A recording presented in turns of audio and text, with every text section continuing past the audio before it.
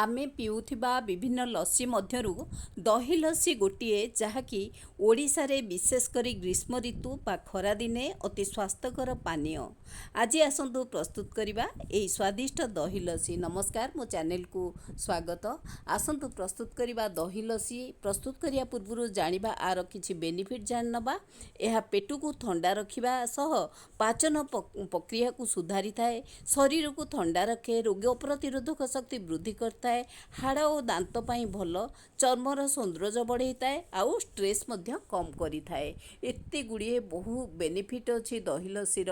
तेणुकरी खरा दिने तो निहाती प्रस्तुत करी पीवा दरकार। आसंतु आज प्रस्तुत करिबा सेई स्वादिष्ट दही लस्सी। आज प्रस्तुत करिबा सहज स्वादिष्ट दही लस्सी। एई दही लस्सी प्रस्तुत करिया पाई मु प्राय 300 ग्राम थिक कड बा मोटा दही नहीं देखुवे ये पूरा ठीक अच्छी। आउ ए दही रे ही आमे प्रस्तुत करिबा लस्सी। गोटे जगार बा पात्र रे ए दही दे दउची। आधे 100 ग्राम क्षीर नहीं देखंतु दही सह आमे क्षीर आड करी जो लस्सी प्रस्तुत करिबा ये दानादार हबो आउ भारी टेस्टी मध्य हबो। आधे 50 ग्राम मु चीनी देइची। आपण चाहिए मिश्री आड करि परिबे जदि चीनी खाउ नथिबे बा स्किप करिया को चाहुथिबे चीनी की। एबे आकु ग्राइंडिंग करिबा, ग्राइंडर जार रे देई दबा, भलो भाबे ग्राइंडिंग कर दबा जहाँकि ये दाना दाना हेइ जिवो। सेते बेले आमे जानिबा ए लस्सी पई उपयुक्त हेइ गला। तेणु करी भलो भाबे ग्राइंडर जार रे आमे ग्राइंडिंग कर दबा। किंबा जदि खाली आमे चला जदि थिबो दही चला सेथिरे मध्य आमे चलै किरी लस्सी प्रस्तुत करि परिबा। एबे ग्राइंडर जार रे मु देई देइची, आकु ग्राइंडिंग कर नउची। देखंतु केते सुंदर भाबे ए दानादार ही लस्सी प्रस्तुत हेइ जिवो। आधेरे किछि भी मु ऐड करूनी, जेहेतु मीठा लस्सी करूची आधेरे किछि ठंडा पानी देइची, आउ चीनी देइची, दही आउ क्षीर देई ताकू देखंतु केते सुंदर भाबे हमर रेडी हे गलानी लस्सीटा। आकु गोटे जगार बा पात्र रे मु देई दउची। मु देखौची केते सुंदर भाबे एटा दानादार लस्सी हमर रेडी हे जाइची। आर टेस्ट मध्य बहुत भल आसे एई भली जदि आमे लस्सी प्रस्तुत करिबा। तो एबे मु आकु देखौची केते सुंदर भाबे हमर रेडी हे जाइची ए लस्सीटी। आकु गोटे ग्लास रे आमे दबा आउ आकु सुंदर भाबे गार्निश करिबा जेमति कि हमकु टेस्ट मध्य लागिबो।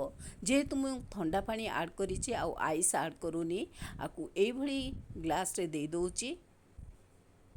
केते सुंदर भाबे स्ट्रक्चर रु जानि परथिबे बहुत बढ़िया से हमर लस्सीटी रेडी हे गला।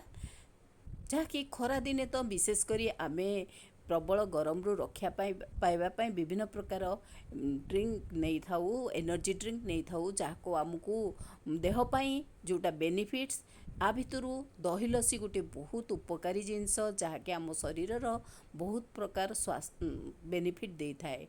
एबे मु ग्लास रे दे दउची।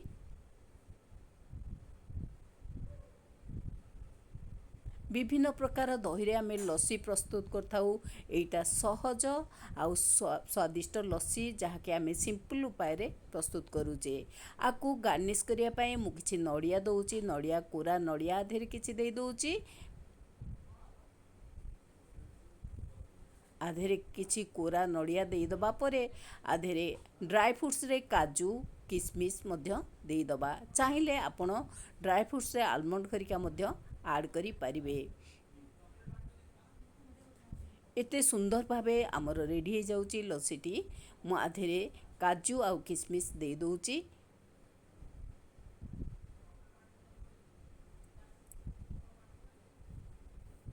अति सहजरे आमे ए स्वादिष्ट लस्सीटी प्रस्तुत करि परिबा। आउ ए गरम दिने खरा दिने आमको खरारु बहुत प्रकार रक्षा मध्य पाइबा। देह शरीर सुस्थ रहिबा सहित आमको स्ट्रेस फ्री करिया पाई मध्य ये बहुत सहाय्य करे। एबे काजू किसमिस दे देलिनी। एबे टिके चेरी दे दबा। आमे जेते सुंदर भाबे गार्निश करिबा सेते एटा सुंदर लागिबो आउ टेस्ट मध्य भल लागिबो। एबे मु गोटे गोटे चेरी दे दउची।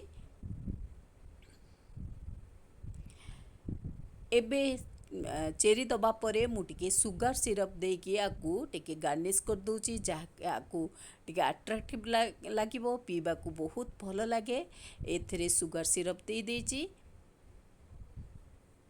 देखंतु एबे हमर रेडी हो गला खरा दिनिया गोटे ड्रिंक्स बा खरा दिनिया लस्सी दही लस्सी रेडी हो गला जहाँकि आमको बहुत प्रकार शारीरिक बेनिफिट दे थाए।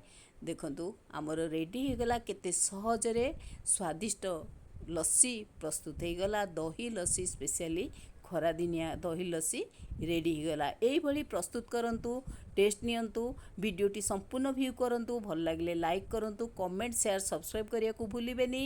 आउ रहुची थैंक यू नमस्कार ममतानंद।